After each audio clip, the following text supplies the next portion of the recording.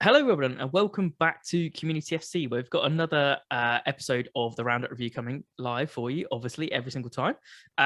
So we've got another exciting week to talk about for lots of different reasons, actually, for on the pitch, off the pitch, all kinds of stuff. So there's going to be episode 5 of the Roundup review. It's game week 10, I believe, for all your fantasy league managers out there keeping track. But obviously, and you start with introducing my guest. So, Rich, how you doing, mate? Good, mate. How are you, Aidan? Yeah, not too bad, mate. Not too bad. Clocks have gone back. It's darker. Everything's changing. Yeah, that's it's getting a bit colder as well, isn't it? That time of year, that time of year. But you know what? It might be getting colder outside, but the football stays hot and spicy. So we'll jump straight in. They don't want to hear us talk about the weather. So I've got a general running order that we'll go through again. People might disagree with some of them. I've just done it how I want to. So let's see what happens. So the first game I'm going to start off actually is with the West Ham Aston Villa game, which was 4-1 to West Ham. So by all means, you can kick off, and then I'll get a few points across. Sure. Great result for West Ham.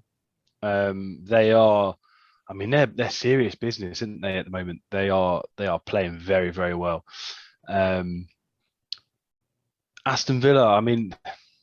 I've said it all season long. I didn't think they were going to do too well this season. They lost their talisman in Jack Grealish. Danny Ings injured with a hamstring, I think, at the moment. Just didn't look like they wanted it, to be honest with you. There's a little bit of, and obviously there was a lot of stuff going on the pitch. Red card, arguably should have been 2 red cards, to be honest. Buendia as well, when he left the pitch, went straight down the tunnel. Obviously not happy about being substituted. I think they're a club in a little bit of trouble at the moment. I don't think Dean Smith will have too much time left to turn it around. Yeah, I mean, I think there's a couple of interesting points there. One, I'm definitely going to disagree with, but we'll get to that. I think, yeah, Ollie Watkins got a goal for them, which was huge, and then could have arguably had 2. So that's the good news for them. The rest of it is the synergy's not working. Tyrone Mings isn't starting, who's club captain. They've got a lot of issues in that squad that they're just not looking very like as a team, as a unit, and that's really coming into play. I think the score flatters West Ham a little bit because they did get a flurry at the end of those 2 extra ones really late on, but they were overall the better team. I would say 1 red card and not the red card that was given. So I think the red card that was given is not a red card. You don't think that he was through on goal? Because I agree with Dean Smith. I agree that the ball's not even going towards goal to start off with. And Ashley Young technically would have been covering at the back. So I think it's a foul, don't get me wrong, but I don't think it's a red. So we agree that the elbow to the face should be a red card. The elbow, 100%. Like I was like, yes, it could. Some people can take it how you want, and he's defending the ball, but not when you're literally coming cross player straight on and you're doing that motion of going into someone like that. That's like if a high foot or anything like that when you're taking a tackle is reckless. Going in across someone's face or elbow like that is extremely reckless. So, for my opinion, that's the red card, and the other one could arguably be a yellow card. So I think they have some grievances there and some well-found ones because I think there were some iffy decisions. What else have I put? I think, just it seemed to fall apart after the goals. A fun fact, which one of the commentators said, which I thought was hilarious, was, and I was like, I don't know how you take this. Apparently, Bowen's dad's a lifelong Villa fan, so when he scored the 4th one, I was like, how do you take that? You're happy for your son, but ruining your team a bit. And the other thing I really wanted to touch on was it's been growing, and some of it was a bit over exaggerated in my opinion at the start. Declan Rice is just kicking on and on and on. He's getting better and better every week. Not even from like his goal or his nearly goal, that a great save by Martinez, but the way he pings it around in the vision, it actually reminds me of a much bigger and more physical version of Michael Carrick. And I think I was actually going to ask you, yeah, where do you think Declan Rice is playing next year? Because he's not going to stay at West Ham. The problem is, though, it depends on how well West Ham do. The problem, if you're club captain at 22 years old and you're playing phenomenally well, I agree that he probably should have moved. And you know what? Before, when they said Declan Rice, have 100 mil, I was like, I'd like him, but 100 mil's far too much. Now I'm like, he's a hell of a player. But the only problem with that is now Moyes has gone, oh yeah, but that was 100 mil bargain in the summer. Now it's more. And it's like, yeah, I can't see a club paying 100+ million pounds. The thing is, though, I think Declan Rice's head was at West Ham last summer. Yeah. he. I'll be honest. Let's think about this. You've got Chelsea who are looking like they could well be in for a chance for the title this season. If you're a West Ham player and all of a sudden you've got Chelsea knocking at your door, it's not too far from home. You don't have to move, and Chelsea are gonna have some serious money to play with. And I think it's Chelsea or United. That's who were linked last year. I think it hasn't changed. I can't remember. I thought Declan Rice maybe even supported Chelsea when he was younger. That could be completely wrong. I thought I heard a rumor, but yeah, I think the way he's playing, sorry, excuse me, and being club captain at 22, like he's getting better and better and better. If he manages to keep up that form this season, you're going to see someone splash some serious cash for him. And I maybe wasn't a skeptic, but I wasn't like sold on that price tag. And people were like, oh, you could have them or you could have Phillips. I don't think anyone's looking at Calvin Phillips for £60 million, which supposedly some newspaper said United were. Not when you could pay the extra and get, Calvin Phillips has been injured and has kind of gone from the heights of being like England player to like of the Euros to now Declan Rice just looking so much better. So that's that's a very different one. But we'll move on from there. Great for West Ham again, and they've been clinical. I think I'm right in saying, apart from City and Chelsea, West Ham have won the most points for the last season. So it's they're looking very, very strong, and they're kicking on. So the next one we'll go on to, speaking of strong teams in both senses, actually, we're going to go to the Liverpool-Brighton game, which was 2-2. Again, you can kick off if you want. And firstly, great result from Brighton. Real sort of grit and determination to turn that back around from 2-0 deficit. Obviously, I think there was that sort of turning point where Mane had the goal disallowed, which is interesting because I thought the rule was if it bounces off the foot, it changes whether it's a handball. But Premier League referees do what they want, don't they? Really. So when I saw that, I thought, well, that's 3-0. Because it bounced off the foot first, regardless about where the arm was. So, but yeah, I think that was a turning point in the game. I think Liverpool got a bit sloppy, honestly, took the foot off the gas a little bit. There's two good goals, two well worked goals from Liverpool, I think. But equally, that Brighton team is they've got grit right now. Graham Potter has got them working hard, and you can't say that wasn't a deserved draw, really, because they fought the entire 90 minutes for that draw. Yeah, I think 100%. Yeah, if you're a Brighton fan, you're absolutely gassed to take away a point there. If you're a Liverpool fan, you're upset because you've dropped 2 points. Yeah, and Andy Robertson was saying after the interview they feel that they should have got more out of it, and they potentially squandered some chances. I think it was actually 2 goals that were disallowed, and that's that was the thing. Like, Liverpool did exactly what they've done against the last 2 weeks, and they've just come out the blocks absolutely red hot screaming. They've got the early goals and kind of blown the teams away, but just like Brighton, actually, the same as City last week, they really played back into it in the last kind of 20 minutes. And they were more in second half, but last 20 minutes, you're thinking, they can take this, and they fought really, really hard, and they worked their way back into it. And it's that solidarity and that grit. That team is working as a unit and as a team. And do you know what? They also, Trossard got the goal ruled out right at the end, which might have taken it 3-2 to them. But you would have thought with the overall goals ruled out for Liverpool as well. Yeah, I think a draw was fair enough between them. And yeah, Brighton have been, absolutely on it. And I think I'm right in saying Brighton are still yet to lose away from home. And they've played some big, big teams. So they must be, absolutely gassed with the points that they're getting. And yeah, I think, people were like, oh, will it drop off? Will it drop off? I'm sure it will at some point. But again, if you're going to City, you lost, but you had a really good performance. You come to Liverpool, you get points. The next couple of people playing Brighton in that fixture list, they're going to be, not counting themselves out. So I also think if you're a Brighton fan, you start looking over your shoulder now for Graham Potter. I think we've got teams that arguably could give him more to work with. You've got the likes of Newcastle, who are still obviously looking for a manager. You've got Villa, who I imagine will be looking for a manager fairly imminently. Is he a manager that is going to drop what he's doing at Brighton for a bit more money, a bit more of a transfer budget? Interestingly, because you wouldn't have looked at Graham Potter, I think, before this season as a serious replacement. He was kind of, there was talks about him maybe coming to us if Ralph was fired, and that was kind of, you imagine that was kind of the level we were thinking about now. But this start to this season, you could say arguably he could be up there managing a mid to top of the league side, really. Yeah, absolutely. I think it's a really interesting one that I think, yeah, the radar was on last season, but now it's really hot, and there'll be a lot of people thinking, where's he going to go next? Because he will go somewhere, depending where they finish. But I think he'll go anyway. And if he wants to stick, that's different. But I think if you gave him a squad with money and you gave him a squad with time, I think you could see some really interesting results from that. So going on to a team with a manager issue, the next game I've got down is United Spurs. So I kind of want to touch on the game first, and then I kind of at the end want to touch on the whole manager situation. I think I'll kick off on this one. I have quite a lot to say, and some of it, some people aren't going to want to hear, and some of it's just what it is. So I've always, count myself as a very realistic fan, and I don't think anything is ever going to change that. So the first and probably last thing I'll end on is it's only Spurs. Let's not get carried away. Spurs haven't been great this season at all, and United have dipped. They've had some goods, they've had some bads, but people going crazy over the scoreline. Spurs are completely off at the moment, and so you can't get carried away with anything that's happened there. I think we changed the formation.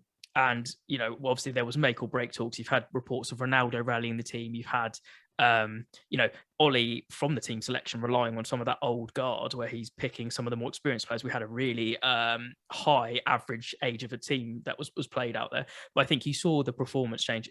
There was people like McTominay and Wan-Bissaka, probably their best games of the season. They played, a lot better than they've been playing before. Varane being at the back really solidified things, most clearances for the United player and stuff. And he, again, was running that show at the back a bit, and maybe that three does work. You've got Ronaldo score one was offside. And then, the goal was, world-class goal, really well taken.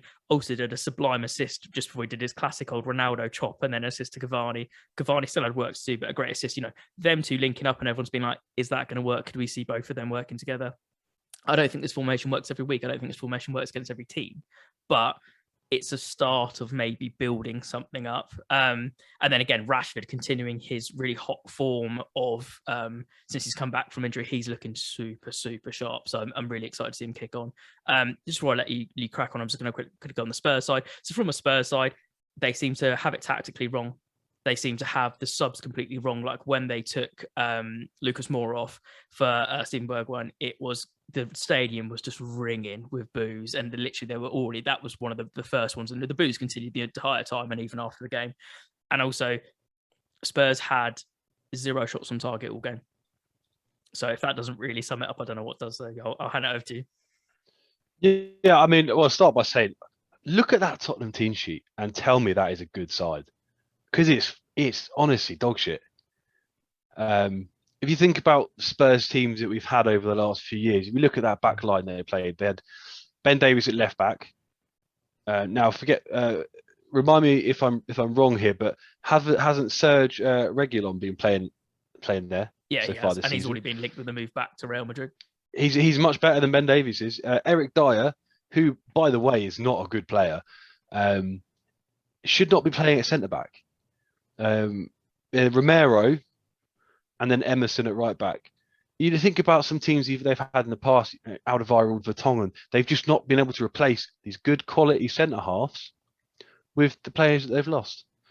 Oliver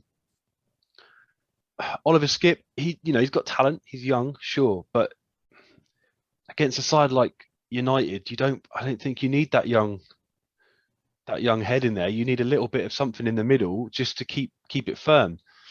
We've already talked about Kane. We've talked about Kane loads, in the roundup review. Same old. He doesn't want to be there anymore. This is what you're seeing now is Daniel Levy's greed. That's what you're seeing. All falling apart. Yeah. The reports of Kane having a gentleman's agreement that he would stay one more year and go last summer. If I was Harry Kane, I would be absolutely doing the same thing. I would be like, oh, why am I here? I don't want to be here. I'm being forced to stay here, and I'd be off the boil as well. Credit to United, sure. I do think, like you're right, it kind of papers over the cracks. It is a Tottenham side that is, for all intents and purposes, probably one of the weaker Tottenham sides we've seen for a long time. It's good to see Cavani and Ronaldo on the pitch at the same time, though. I do think that they could probably build build a good partnership between the two of them. Again, my criticism is, why are you not playing Jadon Sancho? I really like Sancho. I do think that the likes of Ronaldo is literally dragging Ole through this, to be honest. I will say Fernandes looks really off the boil. From what we saw last season, I feel like maybe there's a little bit of he's not the star anymore.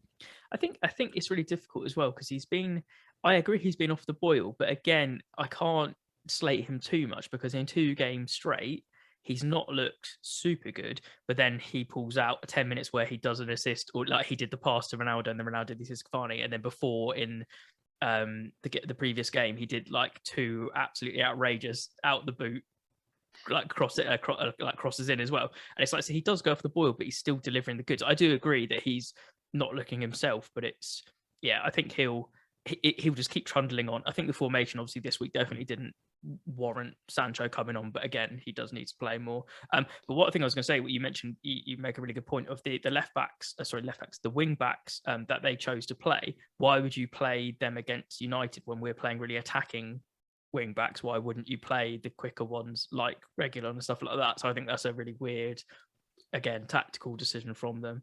But the overall thing for me absolutely is it's papering over the cracks. As you said, it's Spurs. Let's not get too carried away and too excited. Let's see what happens tomorrow as we're recording this now on a Monday night in the Champions League, because we have a serious must-win match again tomorrow. And let's see what happens when we play City on Saturday, and let's see what happens when we've got another couple of big fixtures up. And we'll get on to the managerial stuff, which I want to talk about, a little bit of United as well later on when we come to that at the end. Just a last little point on this before we move on. A little bit of a funny one, really. If anyone listening or watching this is a Southampton fan, you'll be very, very familiar with this. It was lovely to see that Tottenham wheeled out Højbjerg for the post-match interview. It's a tactic that we use at Southampton all the time.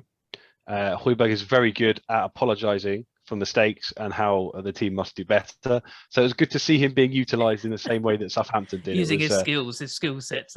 Yeah, it was quite funny because he does the whole like, yeah, we just need to work hard. He does that whole thing. He looks genuine when he's doing it. So I'm glad to see that Højbjerg still got some use. Yeah, I mean, what more to say? I mean, the boos ringing around the stadium for 30 minutes that game say everything that needs to be said. But we'll move on. So the next game I want to go to is Chelsea Palace. So again, Chelsea had maybe a quieter week than some people were expecting. Oh yeah, sorry, Chelsea Newcastle. Thank you. Even written it down, I still said it wrong. Yeah, again, kind of a bit like City last week, kind of went under the radar a little bit in terms of maybe star power this week in terms of that game. I don't have too many things to get on. The first one I want to talk about is Ziyech. So he started for once, and Tuchel gave him that opportunity. Again, they bought him for some decent money, and he's had kind of starts here and there. He had so many chances to score. And as we said last week, and I think we even said the week before, Chelsea have got so many players and they've got such squad depth at the moment that if you're not taking those opportunities, you're not going to play that much. And he could have literally had a hat trick in that first half if he wanted to. And it was just like, I know one of them was ruled out and stuff, but it's like, you've got to take those chances. 2, Reece James with 2 absolute bangers again. And kind of on that, Chelsea's wing backs in general, Chilwell and James, are just absolutely on fire. Like, they've scored so many goals. Like in the last 3 games, they've scored 5 goals between them. Well, I don't know what's going on there. Trent Alexander-Arnold, Andy Robertson vibes from a couple of years ago. Literally, like, that's that breakthrough season for those two. I'm getting those same vibes. And it's them contributing, and you know, they're not having to rely on when they've got their main strikers out and they're playing the Kai Havertz up the top and that kind of formation at times. The wing backs are doing the goals, let alone anyone else on that team, so they should be really happy with that. Well, it was Reece James's Park, wasn't it, at the weekend? That's what the memes were. Yeah, you know what? You'd be a little bit annoyed that they didn't give Reece James a penalty, though. I mean, they were saying this, but they were like, again, if you're a Chelsea fan, you're torn in two because you're like, Yeah, it'd be nice to see him, but I almost, not that I want them to do well, obviously from a rival fan, but from a standpoint, if you're a Chelsea fan, that's Tuchel being like, we're being ruthless. He's like, if my penalty taker's on that pitch, he's taking that penalty. We're getting all 3 points here. So you'd be 50-50. Yeah, they're just serious. They're a serious team, aren't they? I mean, obviously played them in the cup at the week, and we gave them a good run for their money. Took them to penalties, and arguably could have, the last sort of 5-10 minutes, we probably could have taken it. But they're such a solid team, and they've got some real quality and squad depth with the kids. Tuchel's doing a fantastic job there. And we looked at, we just talk about Tottenham looking at their squad, looking at the team they played and thinking you got no one there. You look at that Chelsea squad and you look at that Chelsea bench and you think that there's damage all over the park. And with their wing backs getting into the goals as much as they are as well, the damage is literally across the park. And you've obviously got Mendy, who is at the moment probably pound for pound the best goalkeeper in the world. Yeah, absolutely. Serious team. And on the other side of things, there is, I would say 90% of me wants to see Newcastle get relegated. I think lots of people have said it's an actual potential scenario now, but they were like, how funny would it be if you're not, going from the richest club in the world to the richest club in the Championship? And do you know what? If they don't turn things around, that's absolutely where they're going to go, because they still don't have the unity and they don't have the leadership. The thing is, and this is what people need to remember, is that money doesn't necessarily mean wins. If you look at some sides, and I always bring up Fulham, a couple seasons ago when they came up, they spent 100 million. First team to spend 100 million on their first season back in the Premier League, and they went straight down, because you can go and buy 100 million pounds worth of players, but they still won't have any chemistry. And not when you replace it was like 9 out of 11 players or something ridiculous. It's like, it's never going to work. And if you look at that Newcastle team, you think, really, who have they got up there? You'd keep Saint-Maximin, Callum Wilson. Callum Wilson has problems with injuries. The rest of that squad, you'd get rid of if you had the option, right? It's not too many they'd be keeping, yeah. You wouldn't keep them, I don't think. There's better options out there. The problem is, though, if you start to replace all of them in one go, you're going to have no team chemistry. And the other thing is, if you're a big player, you're not going to want to go play for Newcastle. Newcastle have to be a bit clever about this, like Man City did when they first got the money. You have to go through maybe a season or two of building before you have a tangible product that you can say to someone, look, you're a big player, we'll give you big wages, this is the dream. And then you can start to get one or two huge names in, and then that starts the ball rolling. That isn't going to happen for Newcastle, because they won't. If they don't do something now, they're going to get relegated. Well, I was going to say that's half the problem, though, because you're talking about bringing in the players, and I agree that's the way to do it if you're going to be having a lot of money injected into your team. But the problem that they've got is, one, they don't even have a manager now. So you're talking, is it January they're getting a manager in and a transfer budget to bring in? But again, you're saying to whoever that player is, it's not going to be ridiculous. It's not going to be a Neymar and someone like that, Mbappe, etc. They're going to bring in some realistic targets. But also, if you're in the relegation zone, you've only just got a manager that's joined. Even if they're going to pay you astronomical wages, are you realistically going to join that team in January? Probably not. So they've got some serious work to do behind that. The type of player that they'll get is players who might be going there just for the money. And if in my experience, I've only been watching football for nearly 30 years now, and if a player is there for the money, they're not going to be there for a scrap.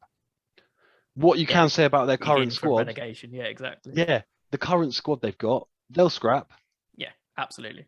But if they go in and get a slightly past it like superstar, if they go in and they pay a lot of money for someone who might be early 30s, used to play for Madrid, Barcelona, used to be a top player, come off a little bit now, that person will come in, earn a shit ton of money on, and then not really fight, maybe look a bit despondent. Arguably, you wouldn't drop Saint-Maximin or Callum Wilson, so you're going to need more goals. So where do you fit that in your team without dropping those two, who are arguably Newcastle's best players? Yeah, and I at the think it's, moment. yeah, as you said, it's not the strike force. They need to sort out the defense. They need to sort out the midfield and stuff. But again, it's, which players they're going to bring in. You could argue and say, oh, someone who's definitely looking for an out in January, like Donny van der Beek. Yeah, I think he'd do great at there. But is Donny van der Beek going to solely keep them up if that's who you bring in? No. And would he Not a probably go chance. for that? No, because he wants to get that. If he's moving away, he wants to do it to play for his national team again. So there's all those things considered. And So every big player wants European football. And at this point, Newcastle will be lucky if they can offer him Premier League football next season. Yeah, exactly. Like if you're building that thing of making that team potentially the best in the world or one of the best in the world with that money, you need to be setting real sights of keep yourself in the Prem, then trying to get Europa League, then trying to get Champions League. It's a process of, as you said, building those players, keep building a spine or keeping some of the spine and slowly injecting it, not just spending crap loads of money and not getting anywhere. But yeah, I do think they're in serious trouble of relegation, and in January they need to be doing some miracles on and off that pitch to keep them anywhere near that. Speaking of, we're going to really segue it back. Speaking of Chelsea talent, and we're saying how good their squad is, the next match I'm going to use as a segue. They've got talent obviously spread throughout the Premier League, as in loanees. So the next game we're going to go to is Palace City. And so we'll start there. Why not? So Chelsea have got a ridiculous amount of loanees throughout the Premier League and the Championship and all over, really doing bits. But Conor Gallagher has been doing insane work for Palace, and everybody's noticed this, and he's done an unbelievable job, and he's always there when the goal or assist, and he carried the same thing on this weekend. I think there's quite a few things to talk about in terms of this one, and one thing which I'm really interested to have an argument with you with. So I'll start with just quickly the performance. So in general, City missed a lot of chances and they had a lot of goals, like a lot of games this week, ruled offside or not given for lots of different reasons, and that obviously affects it one way or the other. I think the player that I picked out the most, Rodri, had 2 or 3 unbelievable. Like we're talking about Ziyech chances. These are easier than Ziyech's from Chelsea. He had so many chances where 2 goals where if he just bangs them to left or right of the keeper, it's gone in, and that completely changes it. He didn't. He hit it. He hit one miles over and hit one directly out the keeper. What's he doing? Then you had Zaha was literally under the skin of every single City player. Like there was that little scrap of fight at half time. Like he literally had their numbers and was just going at them and being actually vintage Zaha. And obviously the Laporte red card was due to stuff like that as well. And again, he is, whether Zaha's already coming down a little bit or whatever you want to say, Laporte is all over him, literally leg round him, arm on him. I don't think you can complain about that, no matter what you're going to say for that. So it's fair enough. And I think, and again, it was Conor Gallagher again that kind of finished it off and got that last one. But the one thing that I wanted to say quickly before we get onto the debate that I want to have with you is a funny stat. I don't even know if you saw this. So City have lost one of their last. So if they played a game at 3 p.m, which they don't very often, which is everyone was saying, well, that's quite rare. Obviously, they normally get primetime TV slot and stuff. They were saying the last time that City have played, they played 50. They've lost one of their last 50 games when it's been a 3 p.m. match. Who was the team that they lost to? Was it Palace? Palace at home. That was on where Townsend scored that absolute screamer. But I was like, how funny is that? That it's literally the same team again that's literally done it. And then I'll quickly say this last point, and then you by all means talk about the game as much as you want. But I just wanted to put this question so you can talk about it at the beginning, talk about it at the end. So the one thing that I wanted to bring up and was just like, is it too soon to say? I'm not sure. So we both have come on here and been like, I don't think Vieira's got it, and for me the jury's still out. But I will say, he's starting to change my mind because nearly getting a result against Arsenal, getting a result against City, it doesn't matter if they got a red card, they still played well and they still look much more of a unit. So there's something going on there. They're making those forward runs, they're doing that stuff. So I think it's still too early to say, but I think maybe he deserves a little bit more respect than people just completely dismissing him like I did. So, I mean, if you want a lesson on how to play against Man City, have a look at that. I mean, if you look at the stats, percentage is like the possession was like 70-40, 70-30, sorry. Shots were, more shots for City. City had maybe double the passes, but Palace do what Palace do best, and that's a smash and grab. You're right, Zaha he can be absolutely key in these games like these because he gets under people's skins. Alternatively, to counter that, you need a player that gets under Zaha's skin. And Palace will struggle against teams who I think are around them. I think Palace are good against teams like City because they're scrappy. They're a little bit kind of, they are shithouses for all intents and purposes. So when they're playing against these big teams like that, they get really under their skin and they cause problems and they cause, cards, fouls non-stop. And I think that was perfect example of this was with Laporte, and the little scuffle at the end there. Zaha was living rent free in the City's back line there. So yeah, fantastic result from Palace. Again, this is probably maybe Pep struggling with his Pep roulette now. This is what happens when you don't play a consistent team. I think chances go begging. I don't know. I just think that this team could give so much more, and especially the way they lined up in this kind of 4-3-3. Why would I don't know why you would take off Kevin De Bruyne? I had that as well. I didn't have it in my notes, but I was like, I watched the game, but I was half watching while I was doing something else, and I was like, he went off, and I was like, I didn't see him get a knock, and I don't think he has. I think it generally was just a tactical sub, but I was like, You're literally taking De Bruyne off, and he can literally provide you anything. So if I'm Pep in that situation, I would be taking off maybe Cancelo, putting on Nathan Ake and switching to 3 at the back, or maybe taking off Hernandez maybe and switching to 3 at the back, keeping De Bruyne on because he's one of your most influential players. I think that was kind of maybe the beginning of the end for that. Yeah, to be honest, and it was just frustration as well. Like Pep's awful at sulking anyway on the bench, and he really shows it when he's not having a good time. And so were the players. Like when Jesus thought he scored again, and then he was kind of taking it back, and all the players are running back to halfway line. They're like, right, we got it now. Let's move on and do what we normally do. It's back into Man City gear, and let's bang them. And then as soon as it was ruled out again, the heads were gone again, and Zaha was under their skin. Everything was just going against him, and they were put against it, and they just didn't have what it took to get that over the line. And fair play Palace, you executed everything you needed to, and a great win for them. Yeah, and then in answer to your little question about Patrick Vieira, let's not get excited. Yeah. Let's it's a good win for him, but they are still down there. Absolutely. My point was more like we kind of both were like completely writing him off, and I was like, maybe that's a little bit too harsh. He's I think he's earned a little bit. I'm not saying he's going to succeed overall, but I'm like, I don't completely write him off like I did before. Like I'm like, okay, he's got maybe a bit of something and something starting. He's not the worst manager in this league by any stretch of the imagination.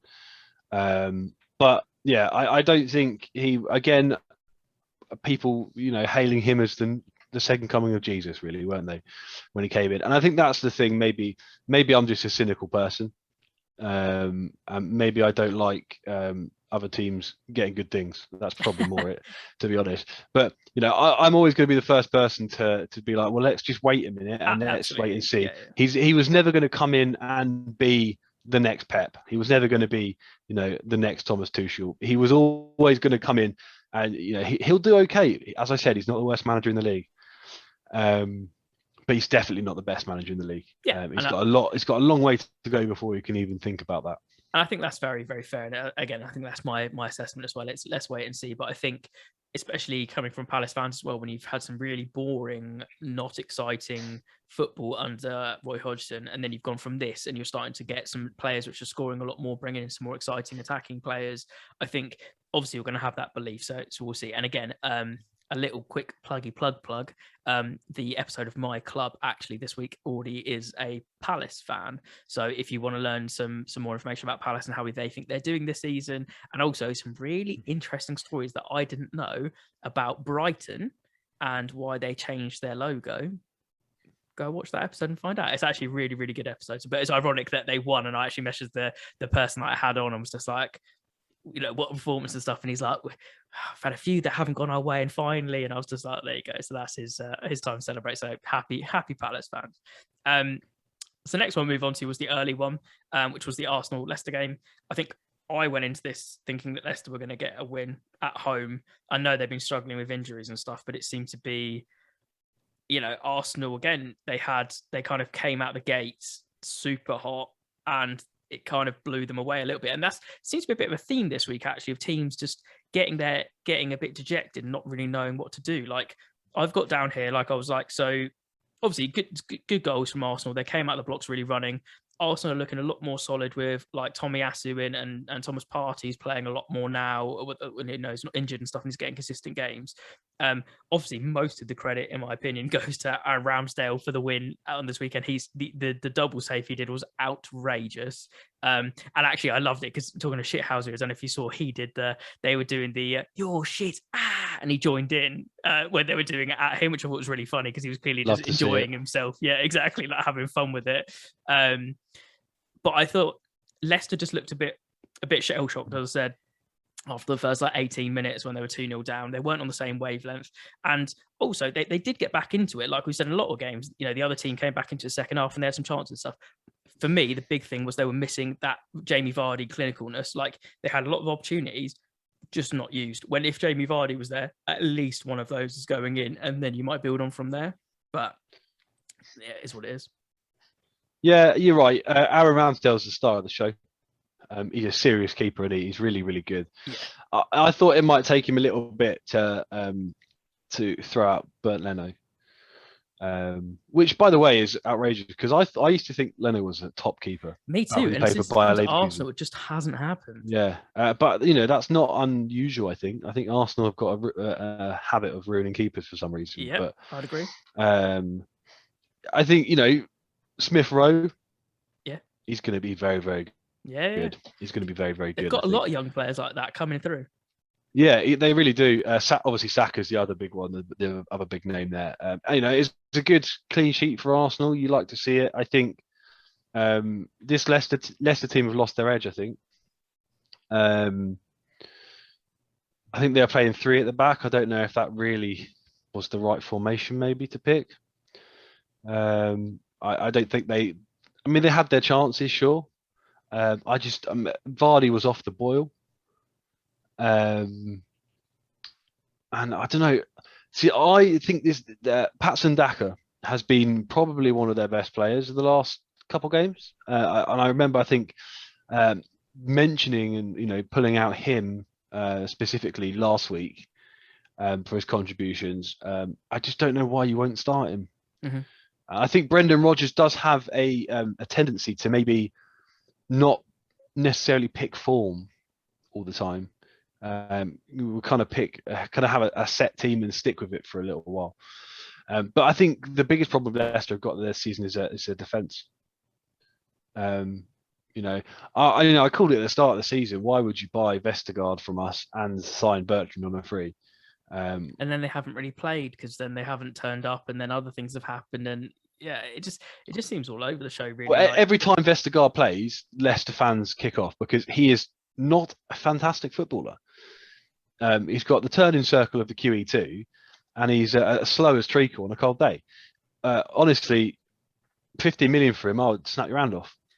Yeah, and it's the midfield just didn't look like Harvey Barnes and Yuri Tillman, stuff like that. They just weren't on the same wavelength again, missing Vardy and stuff. I think there's a lot of issues that just weren't cementing themselves, and so they just, as I said, it was the shell shock thing. They tried to get back into it, but they didn't have the clinicalness to finish it off, and they kind of had a bad run. Then they seem to pick up a little bit, and then maybe there's something back into that bad run again. And yes, they've had a lot of injuries, and even at the start of the season, some really bad injuries, but if you're going to challenge for any kind of higher spots, you need to be consistent, and they're really, really not consistent at the moment. They're so hot and cold. That's really it for that. I think I'll move on to the next one. So I've put this reasonably far down, which lots of people might be like, maybe that's a bit unfair on them because it was such a big score line. But the next one we're going to talk about is Burnley-Brentford, which was 3-1 to Burnley. By all means, you can start on this one. Yeah, another game that we saw with early goals. Really, wasn't it? Burnley went 3-0. I think, to be honest, a little bit flattering to Burnley. They played well, sure, but I think the scoreline looks a little bit like Brentford didn't turn up. Whereas in reality, they had very similar shots on target. Brentford had the better possession, more passes, and I think after the 3 goals, Burnley sat back a little bit and Brentford and soaked up Brentford's pressure. Fair play to him. That was game management 101, really. We did say 4 weeks ago when we started this podcast that Brentford will start to come a little bit unstuck. This is it. Teams are starting to learn who their key players are, how they play, and they're going to start to combat that. Yeah, absolutely. I don't know what you think about that. Yeah. No, I agree. And the things I put down here were, again, I think there was some great individual performances from Burnley. Wood and Conte scored both goals. Wood played really, really well, actually. But I think 2 things there. I think one, Burnley desperately needed 3 points. Desperately. They've been so close every week to getting something, and Sean Dyche has been saying it constantly. I really like Sean Dyche as a manager, and I think that he said it so many times. He was like, finally, they got it right today. But I do think so. They maybe wanted it more. Maybe that's it, that they're so desperate for the 3 points. But I think, it was more that Brentford it's starting to see signs of drop off. And we knew it'd happen, but we said maybe this is also going to happen because it's teams where they'd expected to go and maybe give a game to them that they don't against someone lower down at the moment. But then they turn up for the big glitzy Prem games of the Arsenals and the Cities and all these other people. But you are seeing that drop off, and they need to then make sure that they're not going to slump in that drop off and let that affect them. Because as I said, they need to pick up points against lower teams if they're going to stay in it. The only other thing I really had to say was the goal from them from Godos. Whoa, what a goal! That was actually a peach as well. Actually, there's 3 really great goals because I think I said Wood and Cornier goals was really good as well. But I think it was just a case of a team that desperately needed points, wanted it more, and a team that's had a really good run of form that was going to drop off at some point, and this was the game. Well, this is a third loss in a row for Brentford. So I could definitely think they are slumping now. I also think there may be one injury away from proper losing their teeth. If Tony goes, Tony gets an injury, where I don't really know where they're going to start getting their goals from. The other thing I like to say is Maxwell Cornet is such a non-Burnley signing. He really is. It's absolutely crazy. I mean, I saw him against Southampton put two away in that 2-2 draw. He's mustard, great player. I think probably will move on. I think I think a team like Tottenham or Everton would do well with him. To be honest, I don't think he'll be at Burnley for too long. Yeah, and fair play is taking the chances while he has, and if not, they'll rely on the old guard like Wood as well to get them out of where they need to go. But well done Burnley for getting 3 points, and again, you desperately needed it. So I'm sure your fans are very happy this week from a good performance, and see if you can build on that. The next game I've got down was mad. So this is kind of the second to last game we're going to talk about, but I don't have too many notes apart from some a really quick 10-15 minutes, which was the Leeds Norwich game. So the game was pretty poor, overall. If you were watching it, it was a proper old school slugfest is how I'd call it. They were just going at each other. Both teams were trying different things and nothing was really coming off. Then all of a sudden you have the first goal. 90 seconds later, literally 90 seconds on the dot, they equalised. And then it was only a few minutes after that. And again, another goal. And it seemed to be this slugfest from first half, nothing really happening. Second half, slugfest at the beginning, 15 minutes of just craziness, and then a slugfest again. And that was literally it. Yeah, you're right. It was 6 minutes, 56, 58, 60. In fact, that's 4 minutes. 4 minutes between those 3 goals. The rest of the game was honestly poor. I watched the game and I had to rewatch Match Today because I just didn't remember a lot of it. So did I. This Norwich team is potentially one of the worst teams you've seen in the Premier League.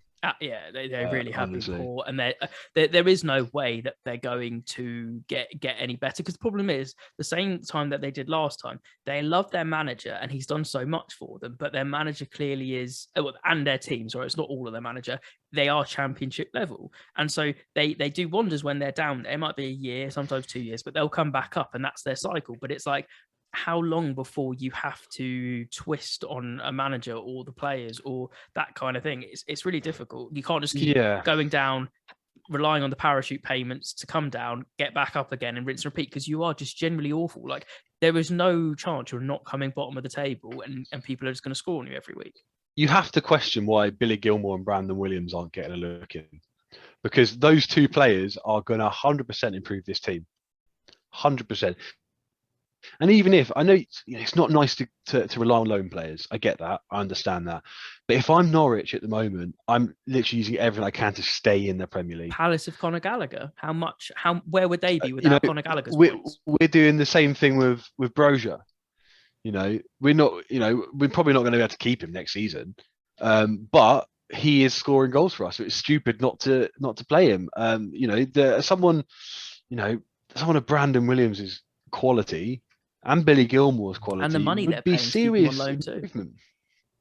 I mean, the only thing you could think of is maybe there's a pay per game bonus in there as well. Yeah, but potentially. But I just think about. you would, if you've got the money from coming up to the Prem, you've paid the loan fee and you're paying their wages, which are probably higher than 70% of your squad easily.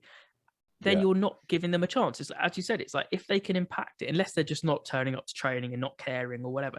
But you'd think they'd be using their loan time to try and get first team football, and that's exactly why they're there. So I just don't get it. Yeah, I think potentially. I mean, this is all circumspect and very much out there sort of theory. But if I'm in charge at Norwich, maybe I'm saving a bit of money for next season.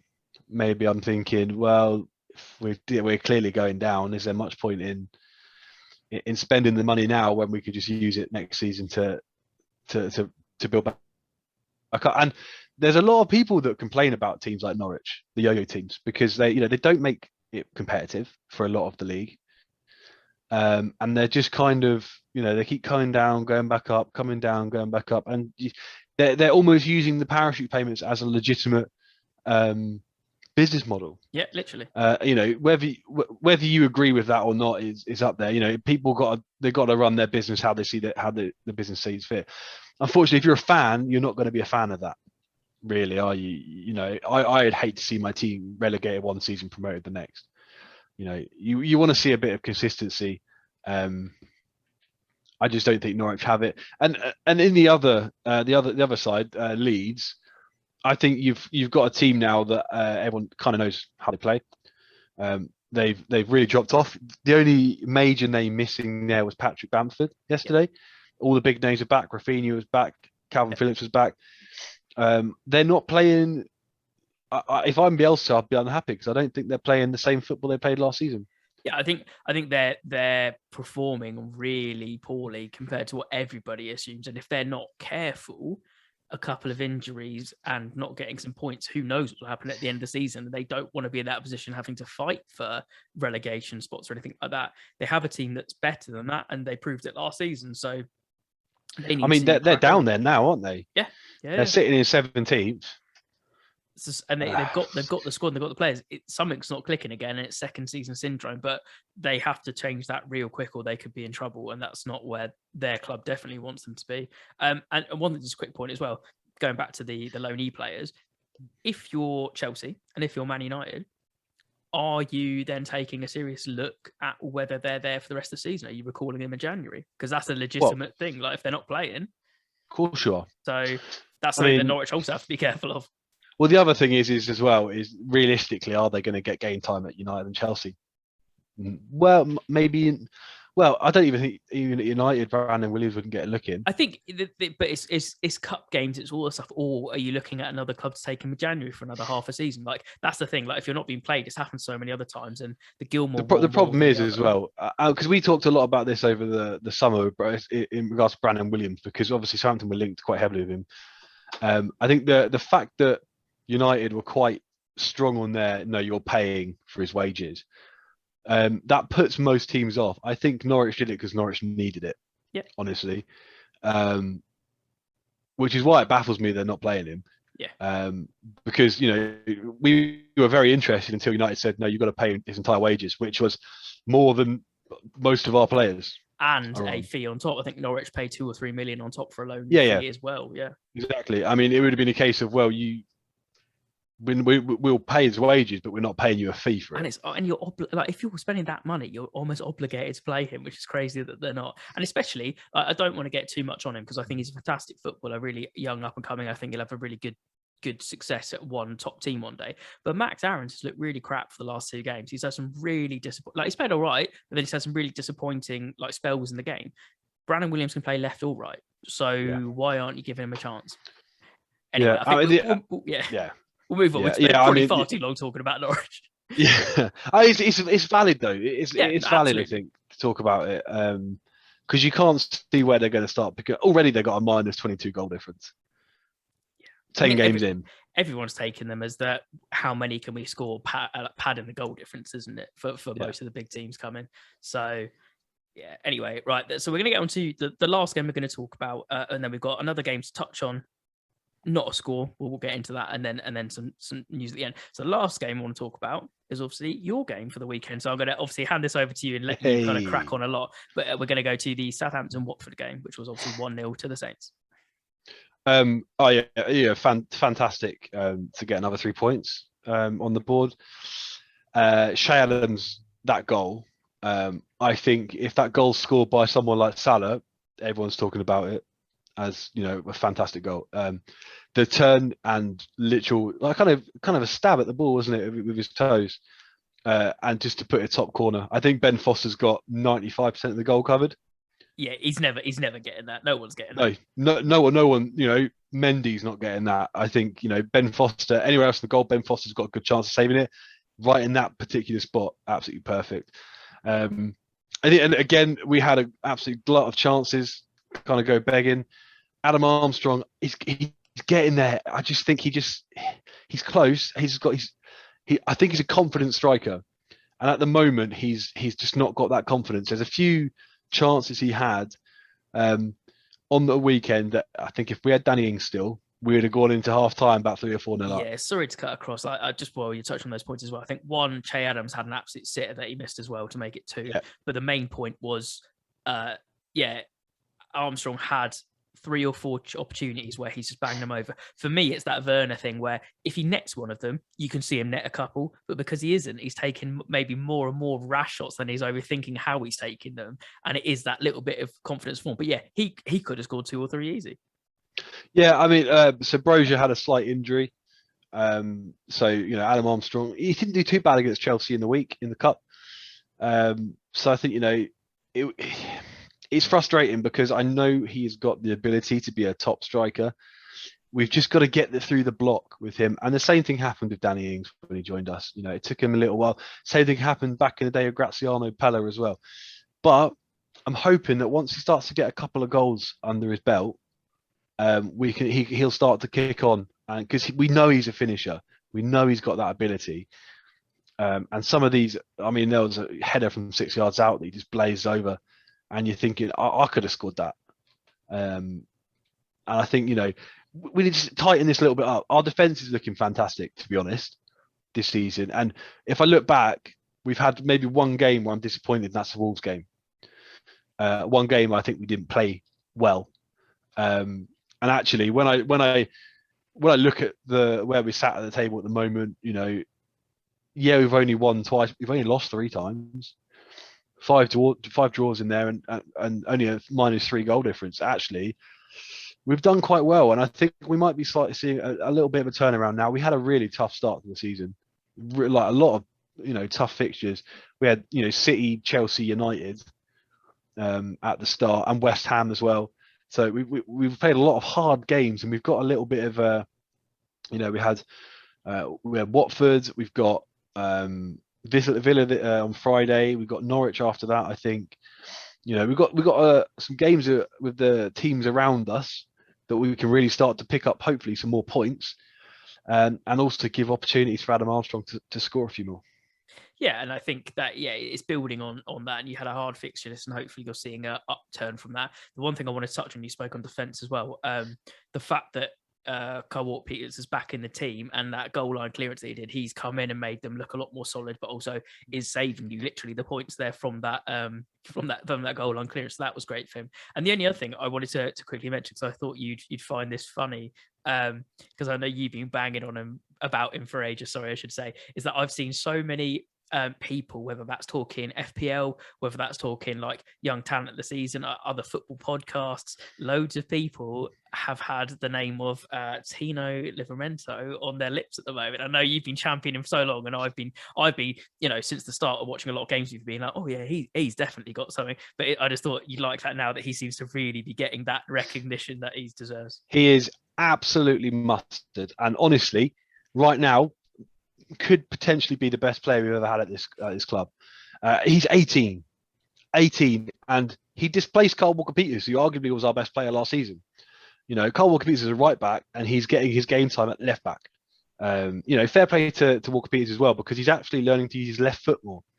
With the first few games of the season where he was playing left back, he was every attack running forward, he'd cut in on his right and pop it in. He's now attacking with his left foot, which is brilliant. But yeah, Tino, he's the complete package, isn't he? He got his goal last week, his first goal of the season, and he hit the post. He's absolute threat down the right hand side. He's got pace, he's got strength, a little bit more experience in the back. I think his defense is probably he's probably a little bit weaker. He is, I think, one of these new era wing backs. Attacking fantastic, defense maybe not so. But he's looking absolutely mustard, and for £5 million as well. And I think Chelsea have got a buyback clause that isn't active until 2023. Yeah. So hopefully we've got a good couple of years with him. Yeah, I mean, absolutely get the best out of him we can. And if he goes off and cements himself maybe later on for the Chelsea spot, then he's done well. But you get the good years out of him first. Yeah, I mean, at the moment as well, you're thinking, well, if you're Chelsea, you've got Reece James, you might leave us alone. So yeah, and I think if Chelsea don't exercise the right to buy, I think we could be looking at another 60, 70 million pounds easy. We could even be looking at, a lot more than that. I think he could, in 2 or 3 years' time, I think he could well be England's number one. He just needs to get his head down, and he needs to crack on, because you see so many players like this with so much talent, and then something happens and they just don't be the same player. When if he can keep even 3/4 of the trajectory he's showing at the moment, he'll be going somewhere, and he's destined for a top club later. He's got a great mentality as well for an 18-year-old, and it shows, because he left Chelsea, where he was Chelsea's Academy Player of the Year last season. So he left Chelsea to come to Southampton to get game time, to fight for a place. And that, I think that shows something mentally, that he wants to go away and do something. He wants to put the work in.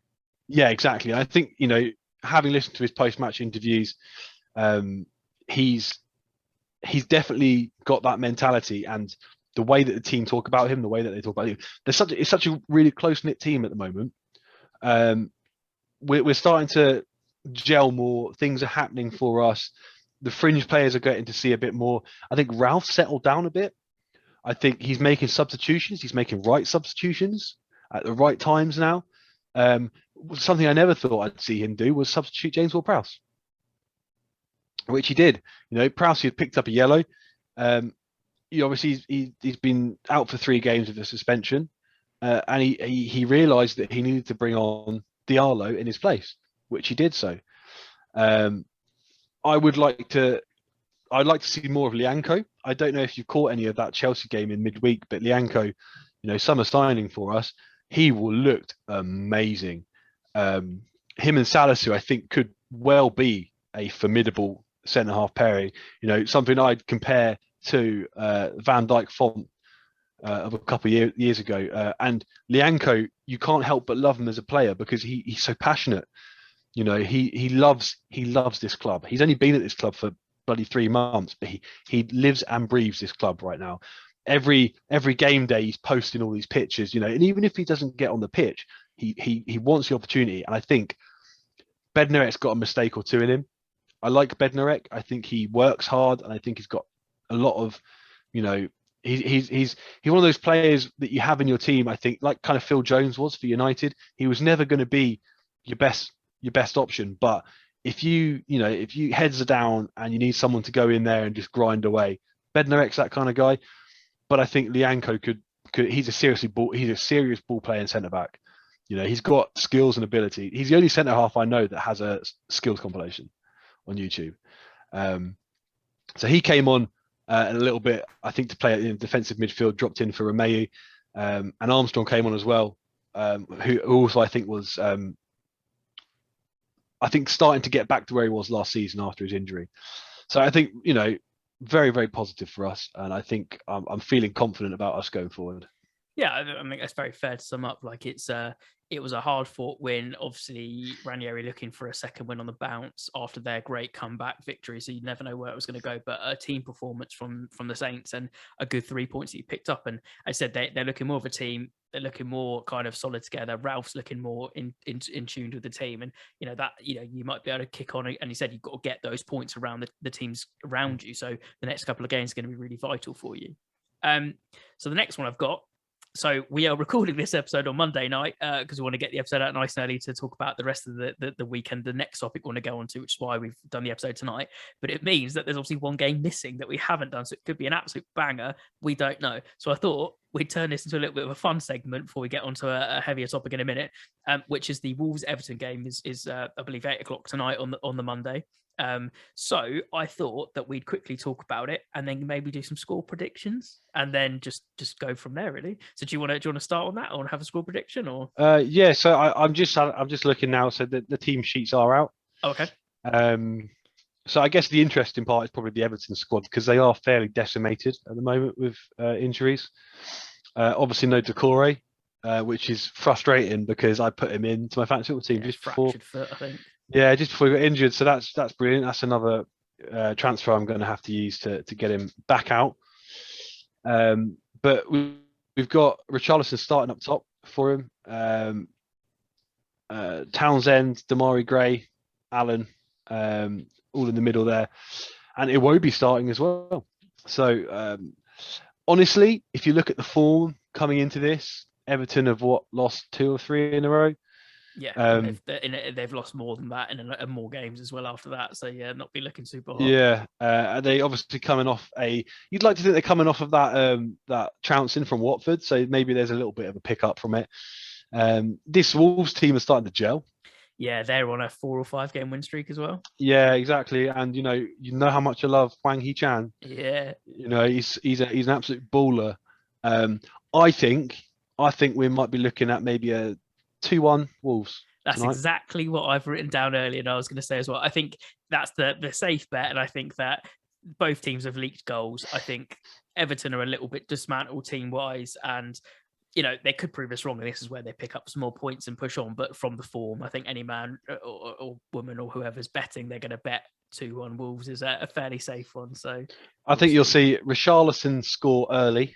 Yeah, because he always does that. But then I think you'll see Wolves get a foot in with a Gray or a Townsend assist. Yeah, exactly right, and it will most likely be a header. Yeah. And then you're going to start to see Wolves get a grip in the game. Yeah. And then I reckon Hwang and Jimenez. I was going to say Hwang because fantasy league points both of us, and I'm going to go for a Ruben Neves screamer. Ruben Neves screamer. Speaking of fantasy league as well, I just want to point out again, this is just purely for myself as well. The fantasy league I talked about it last time. The fantasy league curse is continuing. So this week, this is why I need Hwang to score. Even though I've actually done quite well compared to some people this week, I played my free hit because I had so many injuries and I wanted to try out a few players. So I took out Rafinha, I took out Fornals, I took out Ronaldo.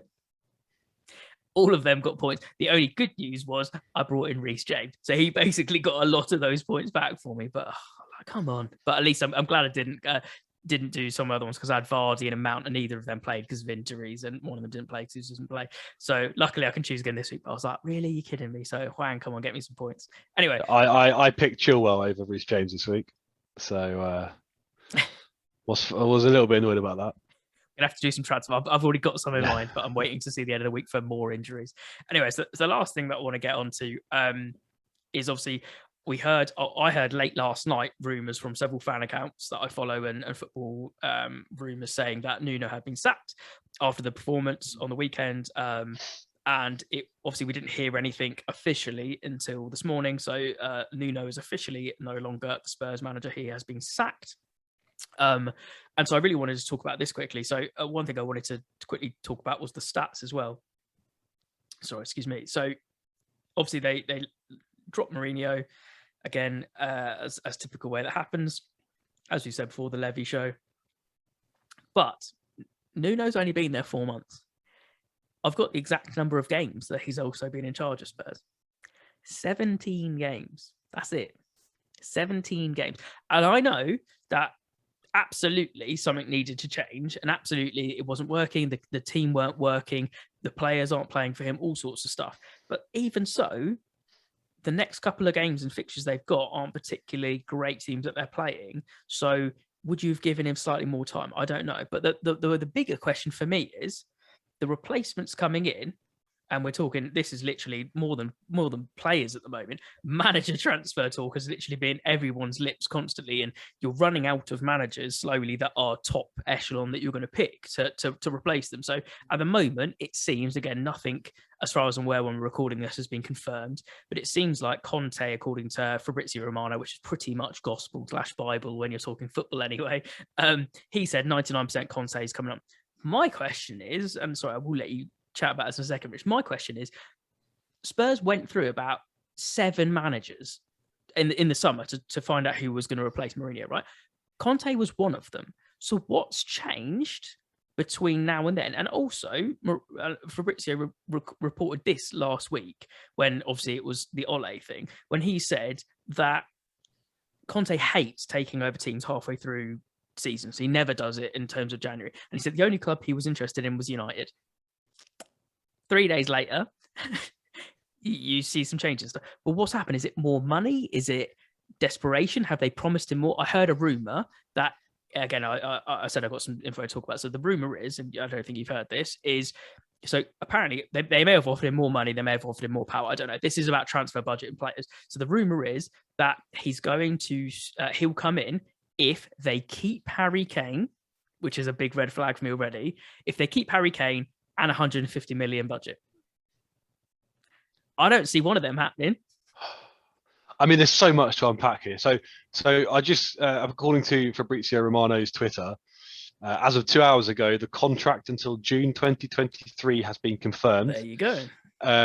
They're just talking about final clauses in order to announce the deal. So it's pretty much a done deal at this point. If he's saying it, it's done.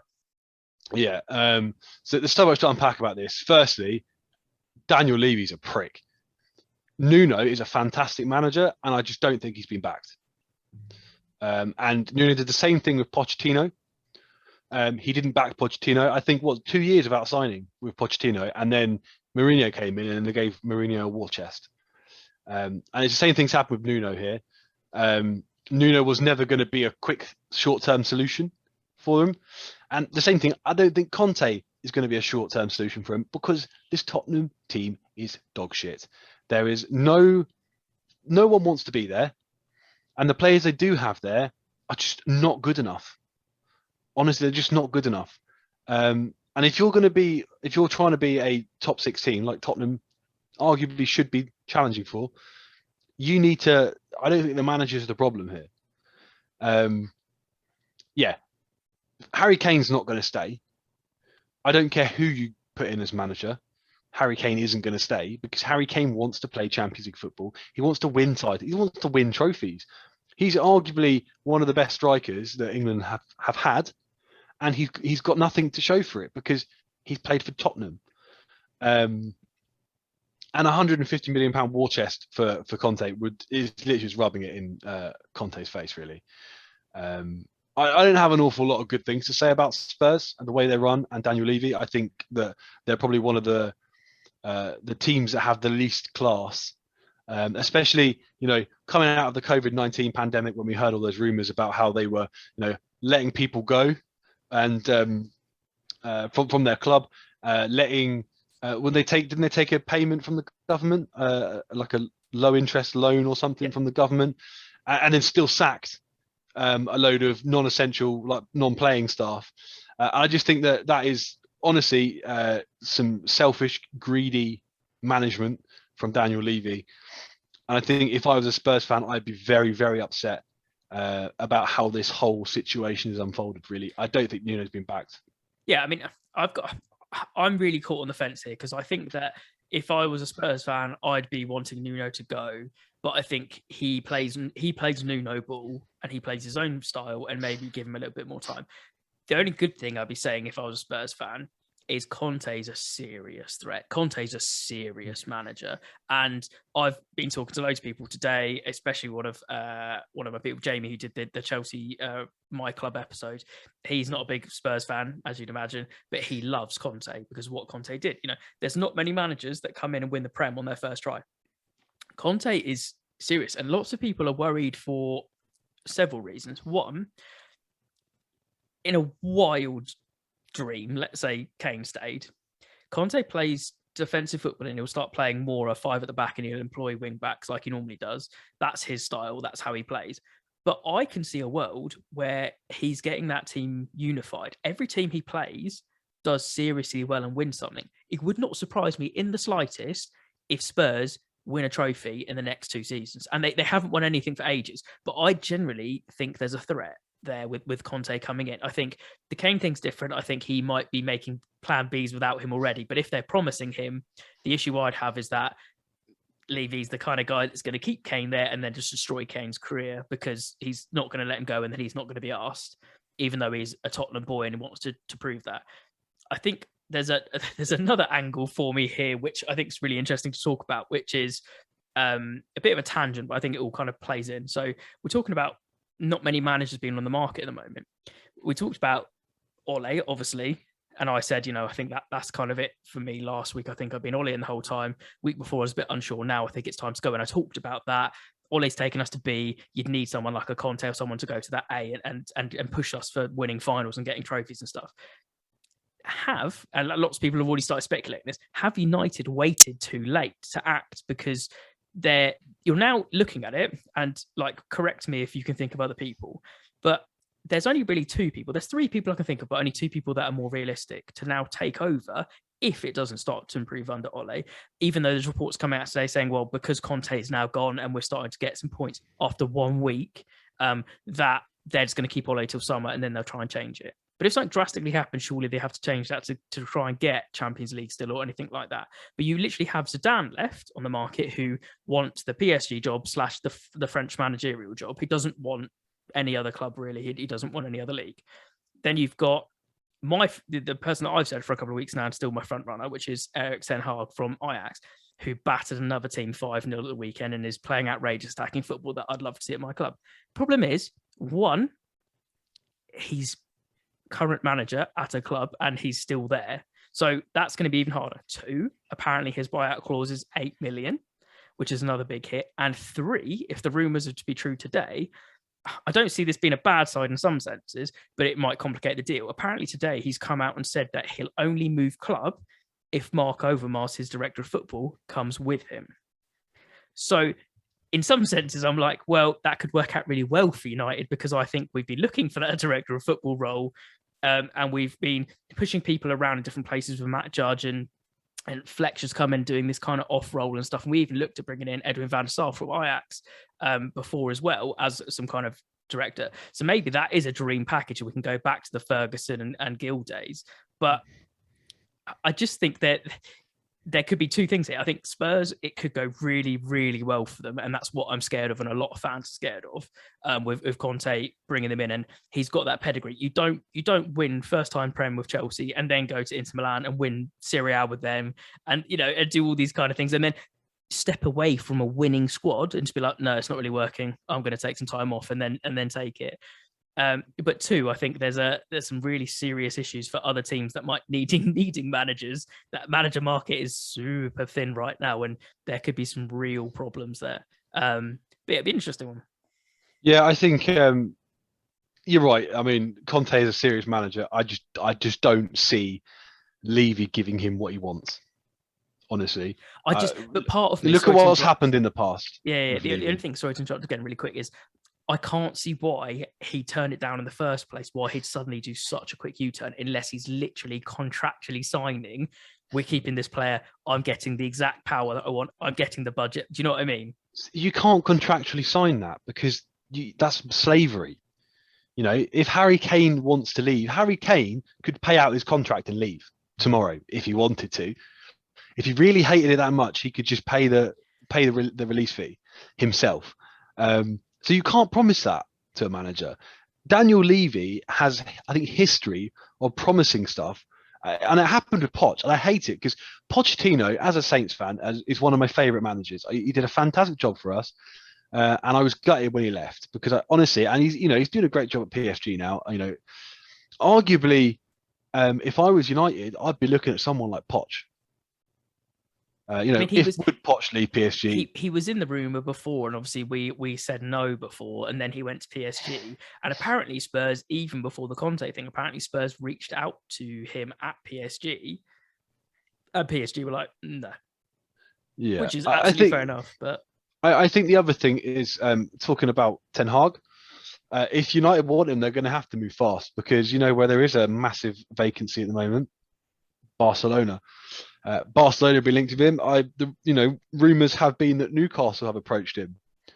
I mean, I've seen so many things, but I think that I think that the thing with Ten Hag is, Barcelona's absolutely the real threat there. I mean, there's, supposedly it's still Xavi taking over, even though he's had to publicly come out and say that he's still playing with his other team, but I think that's going to wrap up, and I think they will get Xavi again.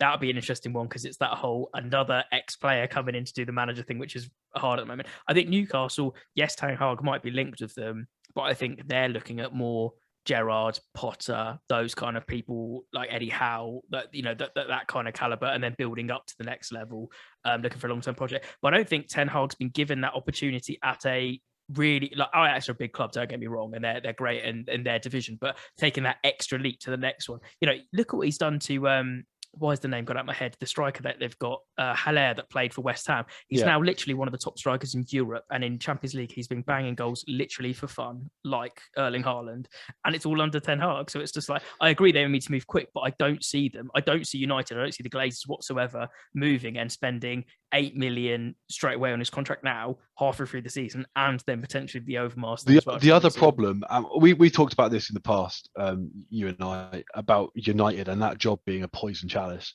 because regardless of what you do, you are always going to be compared to Fergie. And I think that's probably been the downward slope for a lot of managers over the last 10 years that you've had, because they're just not Fergie. They're not.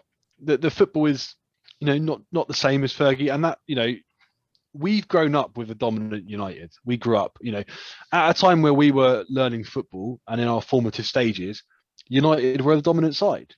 They had, the best team in the world, arguably, and we grew up seeing that. So now when you looked at bloody David Moyes' United, you looked at Van Gaal's United and Mourinho's United, you see these, and you can't help but compare it to the great United under Fergie. And that's the other thing.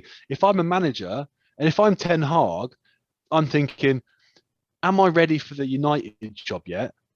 Probably not, because that United job it's a job you go to, I think, when you're a big name. I think United took a risk on Solskjaer because he's an ex-player. But again, it was only supposed to be like interim manager, wasn't it? And it's just because the results worked so well for Solskjaer that it eventually and literally got the contract, like 4 months ago, and now all of a sudden you're having the problems. I think that Ten Hag might not be the big name yet, but he's the up and coming one. I just think the only reason I say it more and more, and it's why I want him, is because it's the philosophy and the way he plays and all that stuff just works for United when maybe some of the other managers don't. But I don't know. I haven't seen United be proactive in the transfer market. As I said, in the manager market. As I said last week, they were busy buying. The Glazers were busy buying an IPL club, which I don't even think went through, instead of having talked to Volley until the next day. So when they're going to get serious about our club and serious about winning trophies again, then they might look at it. But I don't know. In summer, I think there's going to be a shift around potentially anyway. And if he does become available, but as I said, we're running out of managers, and we're especially running out of those top tier caliber managers. So it's going to be really interesting. But I think Conte, if you could get him Simeone, I think, would be perfect for United. Again, Simeone, I think, has lots of ups and downs too, but I don't think he wants to leave Atletico Madrid, and I think he'd cost a hell of a lot of money again to come and pry him away, because he's got a massive contract too. So it's the lesser of the evils, but I think Ten Hag just fits with philosophy and how everything's run. But anyway, I think back to Spurs. I think that Conte could do really, really well here, and I'm generally worried. Let's see what happens in January and summer before we're really worrying for next season. But I generally would be fairly confident in saying I think that if they get a good transfer, if he actually gets backed, as we've said, which doesn't happen a lot under Spurs, if he gets backed, I can see in the next 3 years Spurs winning a trophy. That's just my opinion. Agreed. So, I mean, let's wait and see. At this point, I thought we'd be maybe more speculation, but I think it's moved so fast, he's pretty much confirmed at this point. Have United missed out? Potentially. Are Spurs gonna be really great under him? Potentially. It's all potentially at the moment, but it's an interesting breaking news one. But next week we might be seeing a first game under Conte, and we can start seeing, does he come in straight away and change that formation and go, absolutely not, Eric Dyer, you're not centre back, get out. These are the questions that we wait to see. And we see Kane, maybe, he's a Spurs boy. He loves that club. Maybe they get something under him and he starts at least getting some goals, not even saying he's going to stay, but maybe pick some form up. But that was just a story to end on, which I probably spent quite a lot of time on, but I think it's important, exciting news dropping that we're trying to jump on, and we didn't have to do a separate video on it. But that's really it for the Roundup review this week. So I just want to say, if you have been liking this content, don't forget to hit the like button, subscribe, hit the notification bell to be notified every time we put a video out, whether that's my club or Roundup review. Leave some comments down below. We'd love to get involved and have a chat. If you've got an opinion on how Conte is going to do, if you've got an opinion on how players are doing, anything like that, give us a comment down below, and we'd love to get involved in the comment section. And I just want to say a big thank you to Rich again for coming on. It's been great as always. Thanks for having me. We'll be back again next week with the Roundup review as always. But yeah, I think obviously we'll see how the Everton-Wolves match plays out tonight, whether our predictions come right or not. Fingers crossed for a hand goal and 2-1, and we'll look like absolute geniuses come tomorrow. But we will see. Yeah, again, thank you very much. Hit that like button, and enjoy your football this week, whether it's Champions League or whatever. And if not, we will see you next week for another episode of Roundup Review. Thanks very much.